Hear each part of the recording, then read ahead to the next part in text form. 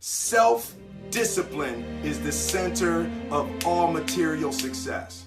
You cannot win the war against the world if you can't win the war against your own mind. I love this one. Fail early, fail often, fail forward. It's always a little bit frustrating to me when people have a negative relationship with failure.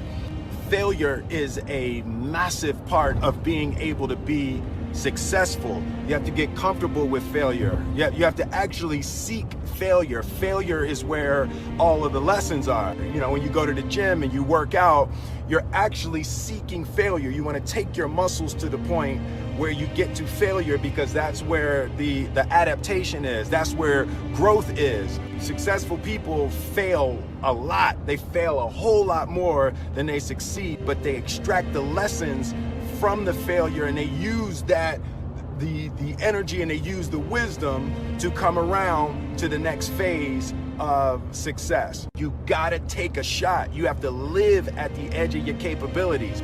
You gotta live where you're almost certain you're gonna fail. That's the reason for practice. Practice is controlled failure. You're getting to your limit, getting to your limit, getting to your limit. You can't lift that, you can't do that, until you get to the point that all of a sudden your body makes the adjustment, and then you can do it. Failure actually helps you to recognize the areas where you need to evolve. So fail early, fail often, fail forward.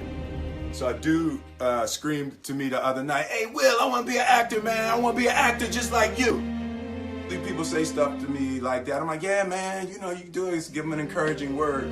But I was just sitting here thinking, and it dawned on me, 99% of people that say stuff like that are not willing to do what it takes to make their dreams come true. The Marines have a saying, everybody wants to go to heaven, but nobody wants to die.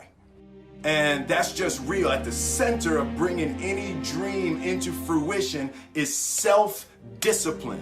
Something as simple as food and eating. It's not about your body as much as it is about your mind. It's getting command of your mind to be able to choose actions that are in your own best interest. Every day, we are choosing shit that's not in our own best interest.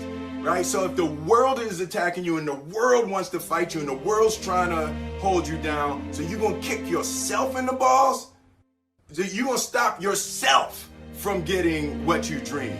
Self-discipline is the center of all material success. You cannot win the war against the world if you can't win the war against your own mind. The only thing that I can see, and you can never really look at yourself, the only thing that I see that is distinctly different about me is I'm not afraid to die on a treadmill.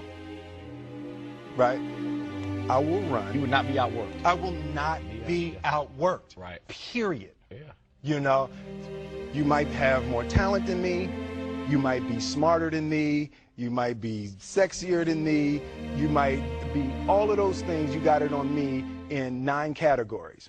But if we get on the treadmill together, right, there's 2 things. You're getting off first, or I'm going to die. It's really that simple, right? So let's go back to the question about what if people block me out. There's going to be 2 options. I'm going to get back in, or I'm going to be dead.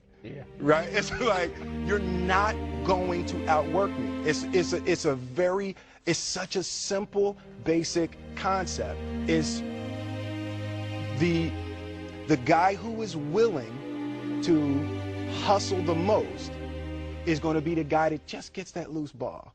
He got 2. He got 2. God, he hustling, he grabbed that one. That was going to be out of bounds, but he saved it back in. It's like the commodity that I see the majority of people who aren't getting the places they want or aren't achieving the things that they want in this business is strictly based on hustle. It's strictly based on being outworked. It's strictly based on missing crucial opportunities. I say all the time, if you stay ready, you ain't got to get ready. I believe that self-discipline is the definition of self-love. That when you say that you love yourself, that means that you have behavior towards yourself that is loving. It's like you say to yourself, hey man, look, I know you want to eat that pizza and it'll be really good, but I can't let you eat that, man, because if you eat that pizza, you're going to feel like shit, and I love you too much to let you eat that. And I think the word discipline has kind of gotten a bad name. We think about it in terms of punishment. I'm not talking about discipline in that way. I'm talking about discipline in the sense that you forego immediate pleasure for the exchange of long-term self-respect. Self-love is, hey, look, I know you got a test on Monday, and I know you really want to go out with your friends. It's Saturday night, you want to go out, but if you fail that test, you're not going to feel good about yourself. I love you too much to let you go out tonight. Self-discipline is self-love. If you want to be happy, you have to love yourself, which means you have to discipline your behavior. The road to sustained happiness is through disciplining your behavior. And I learned very young From parents? from my parents, absolutely, that you don't try to build a wall. You don't set out to build a wall. You don't say, I'm going to build the biggest, baddest, greatest wall that's ever been built. You don't start there. You say, I'm going to lay this brick as perfectly as a brick can be laid. There will not be one brick on the face of the earth that's going to be laid better than this brick that I'm going to lay in this next 10 minutes.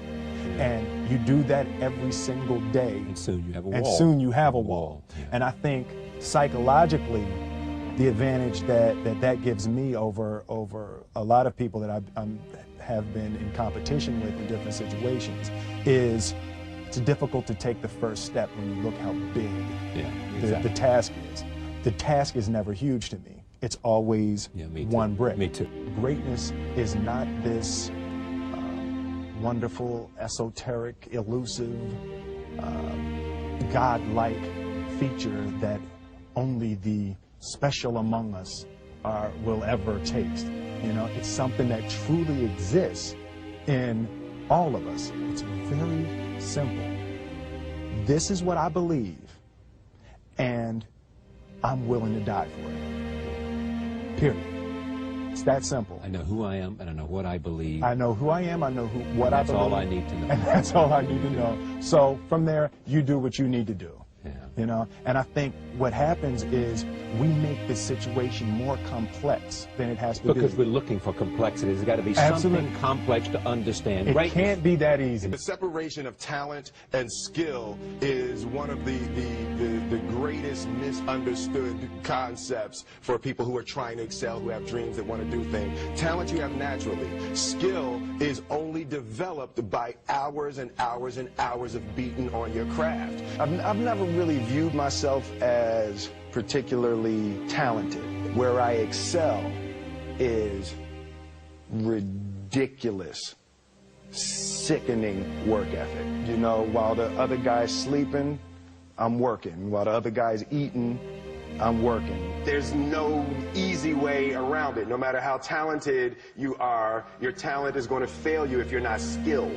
If you don't study, if you don't work really hard and dedicate yourself to being better every single day. If there was one concept that I would suggest to people to take a daily confrontation with, is fear.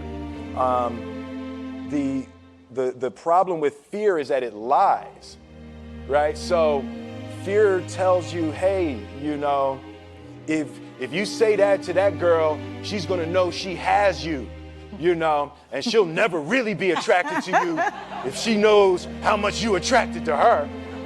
Yeah. Don't say that, no. How we get her is when she walks by, ignore her. Right, it's a it's like pop it on your shoulder. Fear tells you dumb shit like that, right? So for me, the daily confrontation with fear has become a real practice for me since about three years ago. I went skydiving in Dubai, right? And skydiving is a really interesting confront with fear, right? So everything's normal. So you fly and you go up to 14,000 feet, and you notice there's a light. It's red and it's yellow and green, right? So right now the light's red. So then you start thinking at some point the light's going to go green, but you don't know what's going to happen, right? And you wait and it goes yellow, and the light goes green, and somebody opens the door, and in that moment you realize you've never been in a freaking airplane with the door open. Right? Terror, terror, terror, terror, right? So you go, and then, you know, if you were smart, you sat in the back so you don't go first, right? And then people start going out of the airplane, and you go, and the guy walks you up to the end of the thing, and you're standing and your toes are on the edge and you're looking out down to death. And they say, on three. And they say, 1, 2. And he pushes you on 2 because people grab on 3, right? Right? And you go, and you fall out of the airplane, and in 1 second, you realize that it's the most blissful experience of your life. You're flying, right? It doesn't feel like falling, right? It's like you actually are kind of held a little bit by the wind, and then you start falling, and there's zero fear. You realize that the point of maximum danger is the point of minimum fear. It's bliss. It's bliss, and you're flying, right? And you're doing that, and then 20 seconds, 25 seconds, 40 seconds, and you have enough time to just kind of be like, oh, shit, that's that building. That's not like that one. Oh, you can see the ocean.